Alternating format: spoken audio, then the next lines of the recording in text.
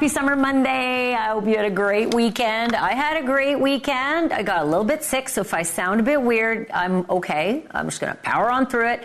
But tonight's show, I was very excited about it because I love forensics, and I have a forensics show for you tonight. There's one particular area of forensics that I love the most, and that is when the dead man talks, right? Or the woman. And tonight, this story in a marina near Houston has been just like gnawing away at me all weekend. It was gnawing away at me all weekend. Woman found hanging off of a dock in a marina. Only didn't look like she really hanged herself. Because that's whoever did it. That's what they wanted it to look like. That's kind of where we are with this story. This woman, mother of 4, half in the water, half out, arms sticking straight up. Last I checked, gravity, has this would be it. That doesn't work. Anyway, as it turns out, the arm is a huge sign that this was a staged suicide, that she likely died somewhere else. And somebody moved her and hung her. But there are so many other clues, too. Like a lot. Like so many clues that a dead body will tell you, hello, it didn't happen the way the killer says it happened or indicated that it happened. And tonight we got the best person in the business to show you and tell you why that is. Like flag after flag after flag after forensic flag. It's literally this woman screaming from the grave, which, again, I'm all about forensics. And then there's the boyfriend. The boyfriend, considered a person of interest, but not the only person of interest, just one of 2 persons of interest. But when he gave this interview, I was just like, excuse me? Seriously? What? Have a look. I didn't know she was hung or had a rope around her neck. And so the cops told me 15 minutes later at their place. I didn't know where she was. The only reason I spoke that day is because I could not hear her body. Okay, that's the truth. And I fell down in there and I cried and I left the door open and I said, you come in if you want. I'm crushed. He may have been. I don't know. I wasn't there. But Joseph Scott Morgan is here tonight. And he has the story of Giselle Tapia Salazar's body and all the things her body is telling us. That's coming up in just a moment. Don't go anywhere.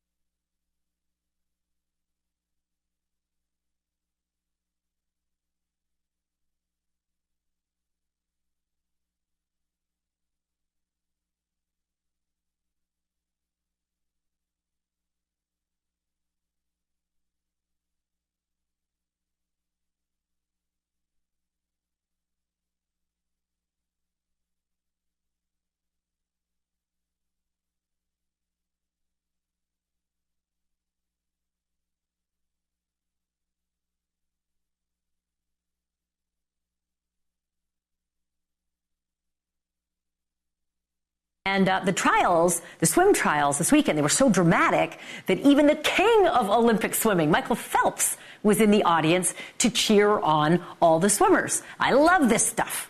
Like I said before, you have to wait for it. The crime part is definitely coming. And I don't mean like little small crimes, that like are famous among the U.S. Olympic athletes, even other athletes, like even titans like Michael Phelps. Do you remember when Phelps had a couple of run-ins with the law, 2 DUIs several years back? And then when his fellow swimmer, Ryan Lochte, he got clipped in Brazil after lying about being robbed while he was at the 2016 Olympics. I'm not talking about these. And then who could forget when Sha'Carri Richardson, arguably the fastest female sprinter in the world, missed the Tokyo Games after testing positive for THC. Side note, Sha'Carri just clinched her spot on the Team USA this year, so she's going to be headed to Paris. Go, girl.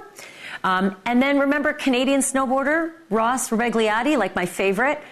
He had his gold medal stripped after he tested positive for THC. But then 2 days later, an appeals panel gave it back. Again, I am not talking about these itty-bitty crimes. These are like kid stuff, just kid stuff.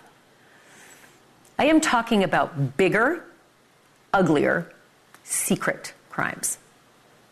Crimes that we actually know nothing about, while we all clap and cheer and wave the flag for our favorite athletes, many, despite what they've been through, smiling all the way through the sport. Do you remember all of those innocent American gymnasts who bounced their way onto the Olympic podium to win medals for this country?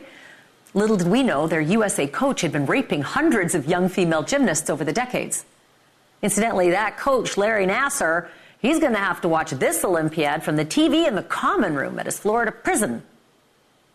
That is, if the other inmates agree to watch that channel that night. And here's where the true crime part of this story really kicks in. As it turns out, it's happened again. This time, young swimmers, young girls in bathing suits who trusted all the adults around them.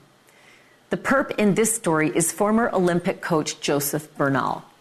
A former swimmer has just filed a federal lawsuit against USA Swimming and pretty much everybody else who let Bernal do all the things that he did, basically naming, and I quote, the individuals and corporate entities who let a known child rapist work as a youth swim coach, who supported him with infrastructure, position, and prestige for decades, and who allowed him full access to a never-ending cycle of young girls to prey upon. Those are really strong words. Really strong words. Amanda Lee was that young swimmer who trusted the grown-ups and trusted her coach. And tonight, as a grown-up herself, is speaking publicly for the first time about what happened. She says for 6 years, that Olympic swim coach sexually abused her while she was in his USA Swim Club. She says it started when she was just 15, but it continued all the way into her junior year of college, at which point she became pregnant. Coach Bernal paid for the abortion. The suit alleges that other coaching staff for USA Swimming knew what Bernal was doing to her and did nothing to protect her. Now, Joseph Bernal, you may know, died 2 years ago, 2022, without ever facing any criminal charges. But Amanda Lee is here tonight for this exclusive interview, along with former USA swimmer Kim Steins, who also previously sued Coach Bernal, accusing him of, quote, a 5-year campaign of systematic emotional and sexual abuse. They are joined by John Little. He's their attorney. He's here live with us tonight. Thank you to all three of you. And, Amanda and Kim, first and foremost, thank you for being so brave and for speaking publicly, I think, about something that needs to have a light shining on it. Amanda, if I can begin with you, can you summarize for me how the abuse began and what shape and form it took? Yeah, so thanks for having me. It started when I was 15. He kissed me after practice, and it just kind of kept going from there. I felt like kind of brainwashed by him in a way, and I just wanted to do whatever he said because I wanted to be a good swimmer and I wanted to go to college and get a scholarship, and I would have done whatever he said.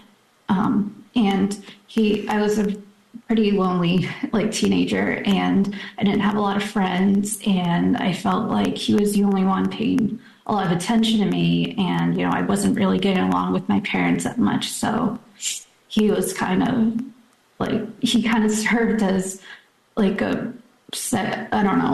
parent and also a boyfriend. It was very dysfunctional, and I hate talking about it.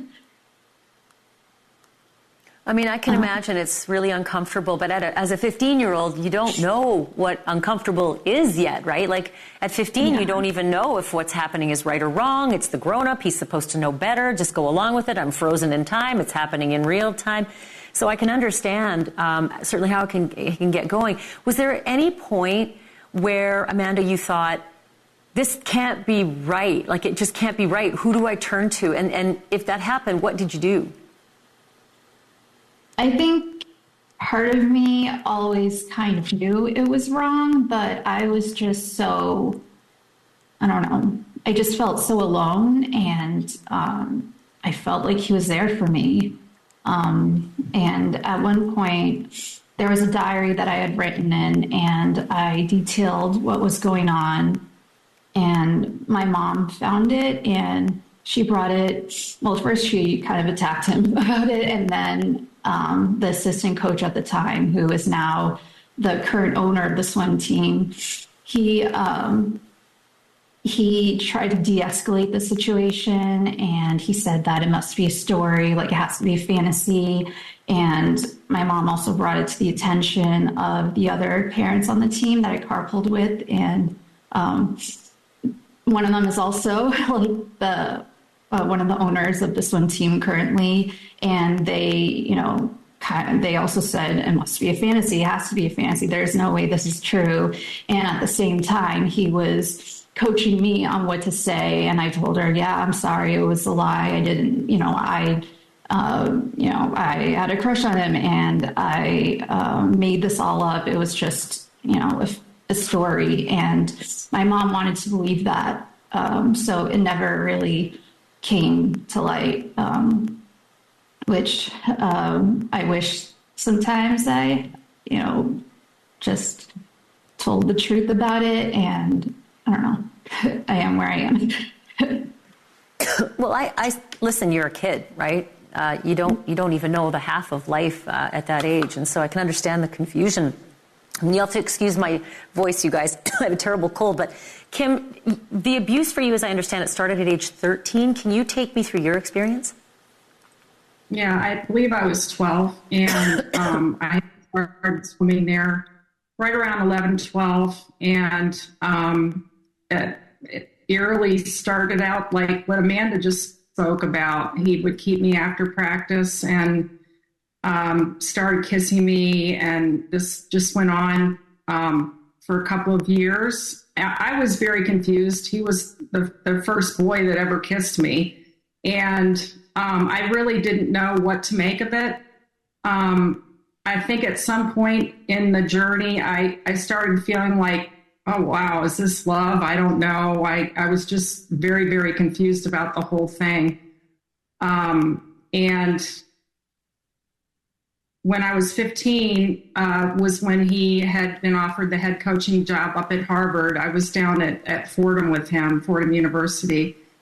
And when he got offered the job up there, he invited me to come live with his wife and himself. And I was all set to move up there and live with their family.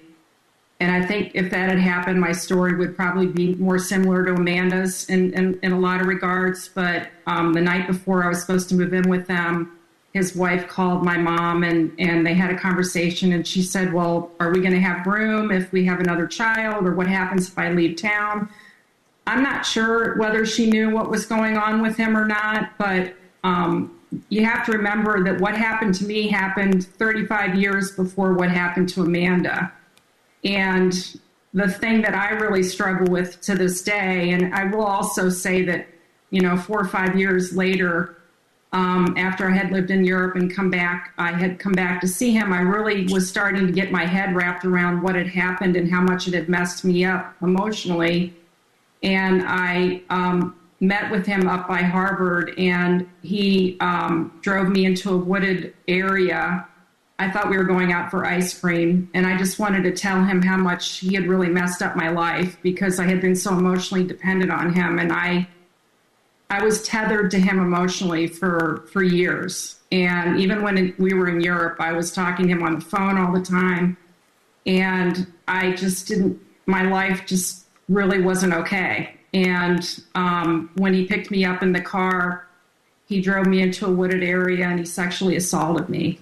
And in a weird sort of way, it gave me some answers in my mind as to what he really truly was about. And but from that point on, I had so many other things that I had to deal with emotionally. I just had been so messed up for so many years that it was very difficult for me to have relationships with other people. Intimacy and trust were big issues for me. And I guess what a lot of people don't realize is that when things like this happen to you when you're a child, you carry bits and pieces of that with you throughout the rest of your life, and they impact you the rest of your life in different sorts of ways. And I struggle a lot because I know if I had been brave enough to come forward when I was younger, and I just didn't think anybody would believe me. I was just a kid. I would like to think that maybe what Amanda went through wouldn't have happened. And I have to believe that there's probably other people too. There is my next question. And John, maybe you can jump in here. You know, we're looking at a suit today that is Amanda's suit. We're looking at Kim, who had a suit that's still ongoing against him. But, you know, typically people who do this don't just do it once or twice. And certainly with the length of time in between these two young women, it seems like there was an environment that was ripe for multiple assaults. John, do you know of any other people who are going to come forward with similar stories about Bernal? And then right after that, I'd like you to answer, why on earth did he never face a criminal charge for these incidents? Sure. So sadly, through our work on these cases, we've already identified two more women in the late 80s. Kim's stories from the mid 70s. We've identified two other women from the late 80s. And, you know, I believe that there are probably more than that. But you're dealing with a culture inside United States swimming. I like to say when you're 13, you're 18, and when you're 40, you're 18. And this kind of activity is normalized and tolerated in United States swimming, especially for coaches that produce medals and money like Joe Bernal. So Joe Bernal coached several Olympians, 2 Olympic teams, coached several medalists. And at the end of the day, those coaches are hard to replace. There's always more kids coming. But coaches who win, coaches who produce medals and money are few and far between. And so, you know, we've heard through the work we've done in Kim's case that Joe Bernal, people wrote off his kissing young girls on the lips, taking girls into rooms for massages, having girls sit on his lap as just part of him being Colombian, part of his Latin heritage. We've heard all kinds of excuses for behavior that even in the 70s should have been alarming. And I think it's important to note in your intro, you showed what the USOC, what the NGBs can do. They can suspend people for marijuana use. In Kim's case, the AAU had a manual on all the things they could do to control athletes, but they didn't forbid coach-athlete sexual relationships. And in fact, United States Swimming in 2010 did not approve a ban on coach-athlete sexual relationships. So that's the culture that all of this happened in. And to get to your question, how did Joe Bernal escape justice? Well, acutely, when Bentley University notified the police in 2015, Joe Bernal returned to Colombia. But how did he survive from 1967 to 2015? And that was through the protection and the networks of Olympic sports in the United States and abroad. You know, Joe Bernal is not the only child molester coach that has escaped justice. Murray Stevens, Paul Bergen, George Gibney in United States Swimming, just off the top of my head. There's a lot of these guys who are still out there, still coaching, and are venerated because they win, quite frankly. And it's a sad commentary on the place of sport in our society. Well, and we do. I mean, there is this civil arena to try to find justice. And Amanda, to that end, you have this suit against the swimming, governing body. You can't sue him. He's now dead, 2 years. But Amanda, what would justice look like for you? I want them to take accountability. I feel like it's not just me, they've made millions of dollars on our silence. They've never fully, they've never fully taken accountability for enabling this culture. Athletes are, we're children. I mean, I'm not children, but they treat children like adults, and this is what happens when they do that.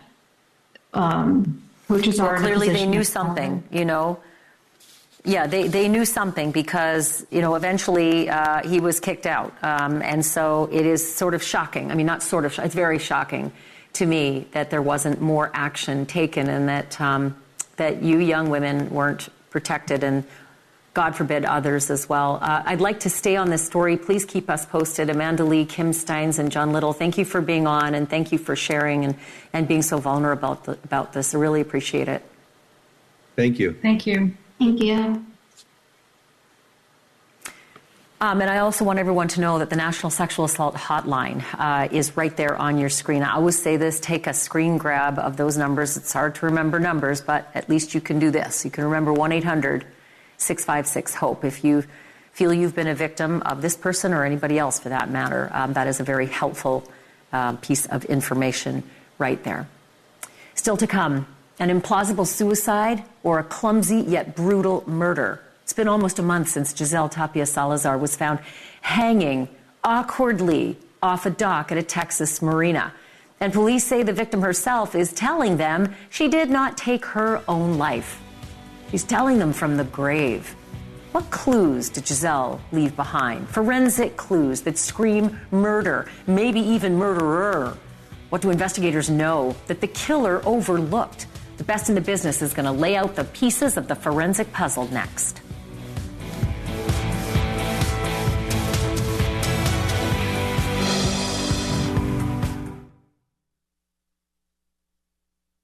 Chris Cuomo, Biden, Trump meet again on the debate stage in a NewsNation special night of coverage. Starting at 8, Chris Cuomo sets the stage. At 9, watch the CNN presidential debate simulcast on NewsNation. Then stay tuned as Cuomo and the best political team anywhere break down the night's performance and what it means for you. Watch the candidates on a network that respects all Americans. NewsNation. Special live coverage begins 8/7 Central Thursday. When your child has moderate to severe eczema, it's okay for them to show off. Show off their clearer skin and noticeably less itch with Dupixent. Because children 6 months and older with eczema have plenty of reasons to show off their skin. With Dupixent, the #1 prescribed biologic by dermatologists and allergists, they can stay ahead of their eczema.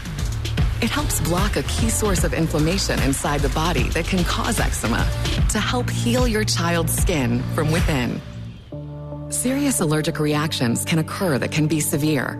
Tell your doctor about new or worsening eye problems, such as eye pain or vision changes, including blurred vision, joint aches and pain, or a parasitic infection. Don't change or stop asthma medicines without talking to your doctor. Show off to the world. Ask your child's eczema specialist about Dupixent. Imagine a future where plastic is not wasted, but instead remade over and over into the things that keep our food fresher, our families safer, and our planet cleaner. To help us get there, America's plastic makers are investing billions of dollars to create innovative products and new recycling technologies for sustainable change. Because when you push for smarter solutions, big things can happen.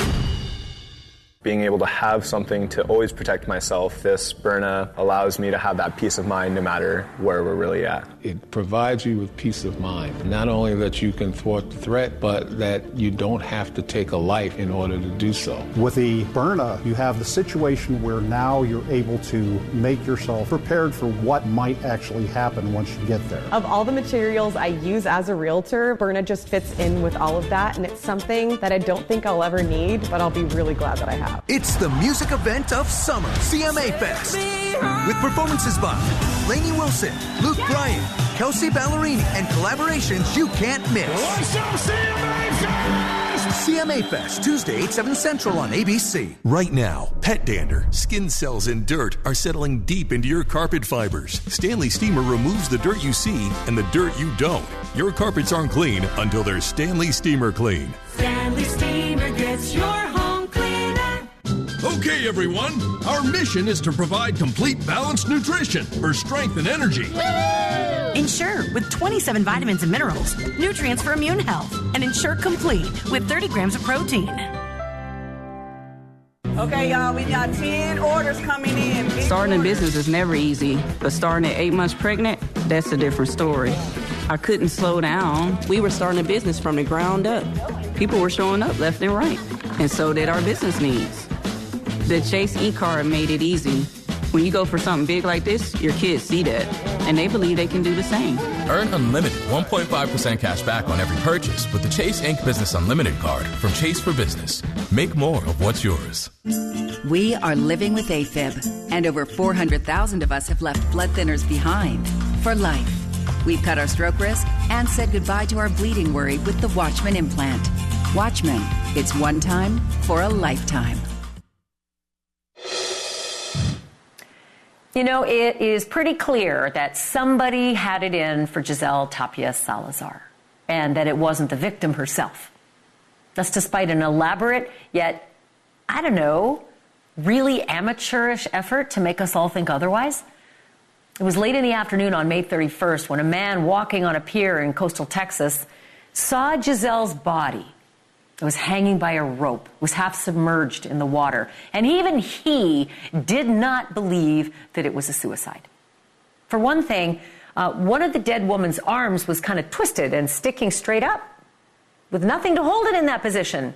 Certainly gravity would have put it down, right? If she had actually hanged herself. But that wasn't all. Have a listen. So the only way that you can get to that rope, if she was trying to hang herself, is you'd have to hop in the water, go under the dock, free the rope, come back out, climb back up onto the dock, wrap it around the pylon, then put it around your neck and jump back in. And that's just not feasible.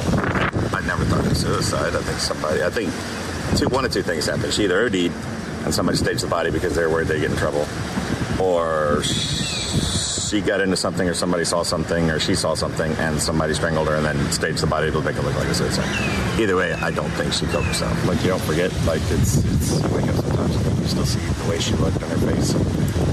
She didn't look bad. I mean, she looked peaceful, but the blue lips is kind of my first instinct is, to touch her neck, grab the pulse, give CPR, but then you realize that, you were way too late for that. Investigators also believe that this 30-year-old mom of 4 died at the hands of another person. And actually, they say they're looking at 2 persons of interest. One is the victim's boyfriend, with whom she lived on a boat in the marina near Houston where her body was found. It is still, though, unclear exactly how or where she actually died. And so I turn once again to Joseph Scott Morgan, who is a certified death investigator and distinguished scholar at Jacksonville State University. Hello, Joseph Scott Morgan. So you're one of the first people I obviously thought about when I heard about the arm sticking up. Rigor mortis had already set in, and it doesn't set in like that when you're hanging. So let's just skip over that one because that's an easy one. I think the other forensics, clues are fascinating. Start with the postmortem lividity and what that might tell us if there is any on her body. Yeah, let's think about somebody that is a suspended hanging, which is what we refer to someone in a classic profile where they are hanging from a noose, okay? Gravity will pull the blood down to the lowest point of gravity. This happens regardless of the position of the body, but it's going to demonstrate in a very particular way with hangings. That is, the blood will go to the ankles and the feet and to the tips of the fingers. And the hands actually swell appreciably, and the feet do as well. However, if someone has died, say, laying down, where you have an extended arm like this, you have rigidity there, blood will also pool in the dependent area. Let's say if someone is lying face down like this, okay, the blood's going to settle on the anterior aspect of the body, and that's certainly something that they would be looking for here. I've heard this term staged several times over the course of these past few days regarding this case. I've been fascinated by this because, hey, look, in death investigation, we train to investigate staged cases. It's just that you don't catch them that very often, and when it pops up in the news like this certainly gets everybody's attention.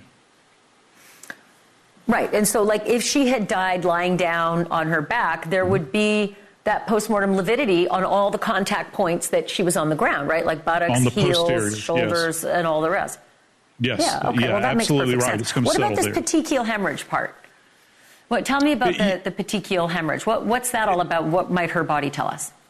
Right. Well, if there's pressure in the neck, say we're talking about the actual windpipe here, okay, and also the associated major vessels, the carotid and the jugular that run through here. As that is constricted and pressure is placed there, you see it with hangings and you see it with manual strangulation. The little vessels in the eyes you get these what are called punctate hemorrhages. Those are petechial hemorrhages. And it's because they're not meant to store blood. And you've got tremendous pressure building up in a hanging or, say, a throttling, like manual strangulation. And these little vessels burst. And that's generally indicative of an asphyxial type of death. So that's something else they're going to be looking for, Ash, in a case like this. Okay, makes sense. Now, talk to me about the hyoid bone. I know that in Jeffrey Epstein's case and all sorts of hanging cases, you and I have discussed the hyoid bone. So re-explain what would happen, what it is, and what would happen if she, in fact, had hanged. Most of the time you're not going to see a fractured hyoid bone in a hanging, okay? It's generally indicative of a manual strangulation. Hyoid sits way, way up in the neck. It's the only non-articulating bone in the body. It's shaped kind of like a bird. Its sole purpose is to anchor the tongue in the back of the throat.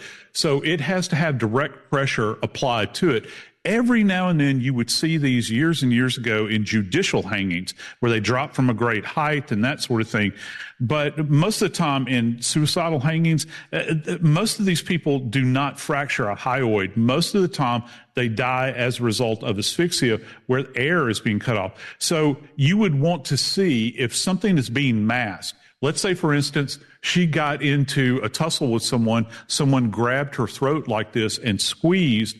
That's more indicative of a manual strangulation as opposed to a hanging. And that's something they're going to dig into, I can guarantee you. I have 10 seconds, but I have to ask this question. How hard is it to actually stage a hanging suicide? Very difficult, because if you're committing a homicide, you got that layer of evidence, and then you stack more on top of it with a staging. You're going to get caught. I knew you'd tell me everything. Thank you, Joseph Scott Morgan. Always love talking to you. Yes, ma'am. Thank you for having me. Okay, so still to come, and you'll be back, that for sure I know. 10 full weeks, and I mean very, very full weeks after it started. The Karen Reed murder trial is about to go to the jury, and we think probably tomorrow. But another jury has been following this trial just as closely the whole time, and they're called the sidewalk jury. Take a look at them. Look at this. They got shirts, they got banners, they got signs, they got opinions. Oh, do they have opinions? You're going to hear them next.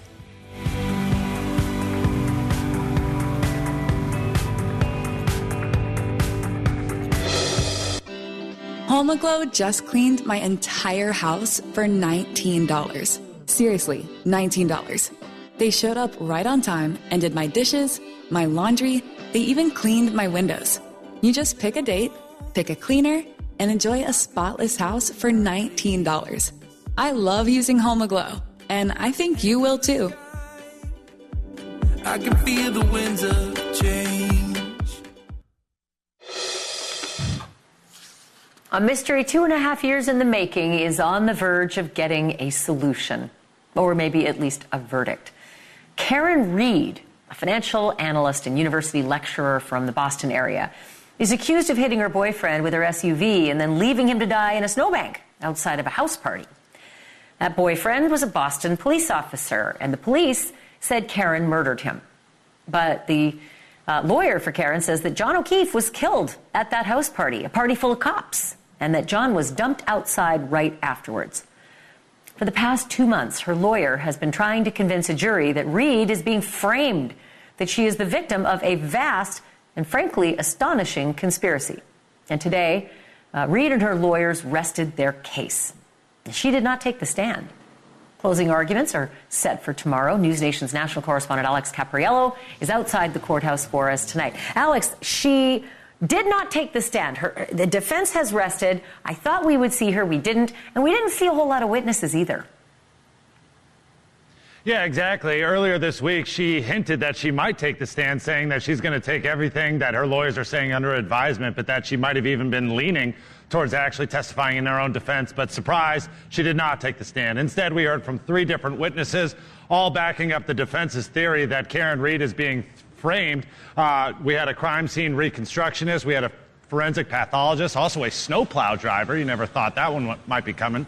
But they all testified that basically the evidence does not match up with the prosecution's story that Officer John O'Keefe was actually hit by a car. So we'll see if that left a lasting impression with the jury.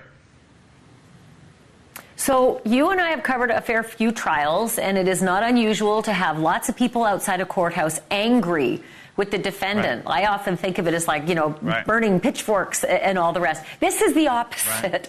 The people who are outside on the sidewalk are angry with the police and the prosecutors, and they say that she's being railroaded. I think the new word for them is the sidewalk jury. So tell me a little bit about them. Yeah, the sidewalk jury, also the lawn party posse. I heard that one today, too. This is a group of people, more than 200, that were actually outside here today wearing pink shirts in solidarity, cheering loudly every time Karen Reed enters and exits the courthouse, really showing their support. That's exactly the analysis that I had this morning. Usually we see people that see justice in the form of the defendant being called guilty. To them, justice would be Karen Reed being seen as not guilty when it comes down to it. I spoke to a member of that sidewalk jury earlier this afternoon. Let's take a listen together. Police take an oath. They're held to a higher standard than the average citizen, and they should follow what their oaths are. You don't pin a murder on somebody that's innocent. And there could be many people that this has happened to now. Everything's getting exposed at this point. You speak with such conviction. Is there any part of your heart or your brain that says that maybe Karen Reed is guilty? Absolutely not. I know she's innocent. I feel it. I know it. And you can look at the evidence that's coming out right now, and it's showing that it is. Look at the way the police processed all the crime scene, what they didn't process at the crime scene. My God, they didn't even put caution tape up, police line, because it was too windy out. Just the solo cups, the stop and shop bag.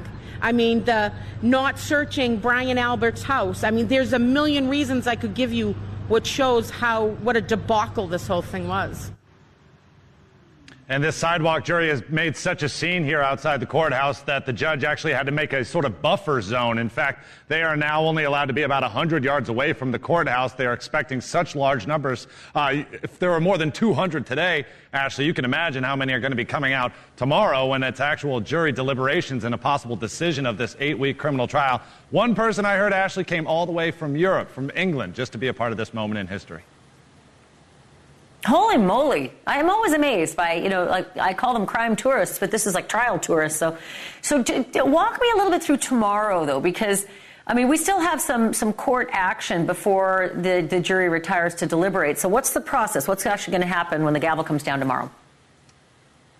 Right, this is the final day. This is when closing arguments happen. We're told that both the prosecution and the defense will get at least 1 hour to make a closing argument, speaking directly to the jury. No more witnesses, no more testimony, but giving their final thoughts about the evidence and the testimony that this jury has just heard over the last 8 weeks. That's a lot to process and to remember. And so this is 1 hour apiece where they get to say what they think are the greatest highlights and then send them off to the jury room where they will deliberate for as long as it takes. Sometimes we see this taking a few hours. Sometimes it could be days. So that's when the waiting game really begins, Ashleigh. Yeah, 877 days is how long people have been waiting for justice for John O'Keefe, whatever that justice might look like. Right. Alex Capriello, mark us in your calendar for tomorrow. Thank you for this. Appreciate it. All right, sounds good. All right, coming up next, is this a face that only a mother could love? Because he'd better hope so. Actually, he'd better hope not. Wade Wilson had better hope that a Florida jury actually might just like him enough to spare his life. Convicted of double murder, he is about to pour out his heart to a Florida jury, in hopes that they'll recommend life in prison instead of death. What are the odds? Details next.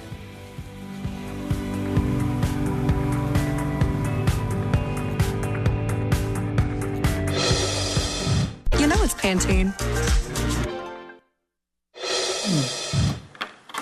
It is, I think, safe to say that Wade Wilson is going away for a very long time. And when I say long, I mean He actually ends up, might leave prison on a gurney with a toe tag. He is in Florida. Let's just be clear. If Wade Wilson's name doesn't jump out at you, his face damn sure will. There he is, taking it all in. Earlier this month, that face was convicted of 2 counts of first-degree murder. A Florida jury agreed with the prosecutors that Wade Wilson strangled 2 women and mutilated one of them so viciously her body, quote, looked like spaghetti. And that quote actually came from Wade Wilson himself. So now the same jury that found him guilty is about to decide what should happen to Wade Wilson. And that brings me to Jesse Weber, attorney, NewsNation legal contributor, anchor of Law and Crime Network, and also very, very nice person with no facial tattoos. I make jokes about the face tattoos, Jesse, but the truth is face tattoos will not help you. They will not endear you to a jury. And when that jury is tasked with going with their gut as to whether you're innocent or guilty or whether you should live or die, do you think he might regret the face tattoos now? Yeah, for a guy that dresses like a Dick Tracy villain and a playable character from Grand Theft Auto, I don't know if he's thinking about that much. And he's kind of an enigma, reading his facial reactions during the course of this. Look, I think he realizes this is a foregone conclusion about what might happen here. Now, when I say that, I don't think he's surprised he was convicted. When it comes to the idea of the death penalty, even when you have the most egregious case, and remember what the jury has to decide here. If there is an aggravating factor, for example, was this crime especially heinous or cruel? You can make the argument that it was. Even if the jury finds that, even if they find that the aggravating factors outweigh any kind of mitigating evidence, they can still say no to the death penalty. And Ashleigh, we've seen cases where there are horrific crimes, and you would think it's easy to say the jury's going to come back and vote in favor of the death penalty, and they don't. Because recommending that someone's life be taken, no matter who that person is, that is a tough decision for anybody, let alone jury members who have no experience in this area before. This is the first time that a lot of them even have seen what the crimes are about and what the legal system is about. So don't be surprised, even know how horrible these crimes are, that he might be sentenced to life in prison, or they might recommend life in prison, I should say.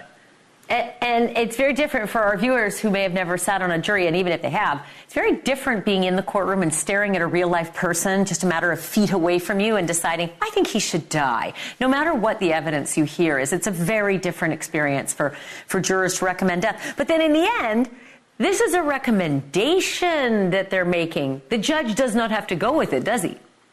Well, let's be clear. If they vote recommending life in prison, the judge can't turn around and then say, oh, death penalty. What you could have is a situation where they recommend the death penalty and the judge would say, no, given the circumstances, I think life in prison is more appropriate. And what's interesting talking about Florida is you do not need a unanimous jury. You only need 8 out of the 12 jurors to vote in favor of the death penalty. The law changed last year. So clearly you would say that the facts and the law work against Mr. Wilson. But as you just said, there's kind of a curveball. And despite what we've seen, and this is a horrible, horrible, horrible case, there's been mitigating evidence presented about his mental health issues and his background. And just, again, he's a human being they're seeing every day. It might be difficult for them to recommend death.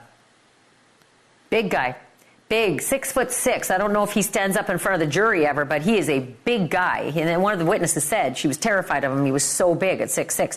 But I also see, Jesse, he makes these little bitchy face comments and smirks when some of the witnesses talk about their trauma. And I can tell you right now that I don't think jurors like that one bit. I think he's doing it because he's trying to get rid of his pretty boy look for when he's going to be in the big house and he's going to need to be tough guy. So he's doing these facial reactions and smirking at his victims. Jesse, I got to wrap it there, but I'm going to have you back because I'm super curious as to what they're going to decide. Thank you for this. I'm glad you could see that because I couldn't tell with his Joker smile if he was smirking or not. But yeah, I'm glad you caught that. Right. Your face tattoos are going to only cover up a little of your pretty boy face. The rest of it has to be, real tough guy guts once you get in the big house. Okay, thank you, Jesse Weber. Always love to have you. We have to fit in a quick break right here, but don't go anywhere because I'm about to show you some of the best proof that there is zero honor among thieves. It's a case of dueling porch pirates, not one, but two of them, vying for the same package at the same time. Wait till you see how this one ends up next.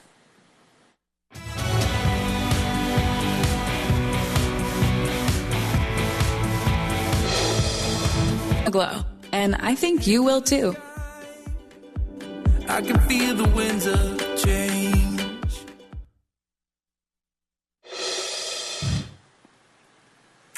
If you ever order stuff online, in the back of your mind, do you think, what if a porch pirate gets it before I get to it? I know you think that because everybody thinks that at some point or another. Some people almost expect that that's what's going to happen. But here's what nobody expects is going to happen. 2 porch pirates are going to show up. The other day, a doorbell cam caught this footage of a FedEx driver dropping off a package in Pennsylvania. And as soon as the package touched the porch, dueling porch pirates hopped out of their cars and went for the package. The one who got it first grabbed it, and then the other one grabbed a flower pot and then chased the first guy back to his car. All the while, the family was still inside the house. The homeowner says that the package contained cell phones. And 2 separate crooks seemed to be waiting for it. So not only is there no honor among thieves anymore, if there ever actually was any, apparently there's no teamwork among thieves anymore either. I mean, just who'd have thunk, huh? Who'd have thunk? Okay, tomorrow I have such a great story coming out of Texas for you. There's this family that has a dojo, right? That's where karate happens. Spent a lot of time there as with my kids when they were little. And this family that has the dojo hears at the cell phone store next door screaming. So they run over and they save the day. I'm going to tell you what they found, what they did. Family who knows karate. All that coming your way. Meantime, Cuomo starts next.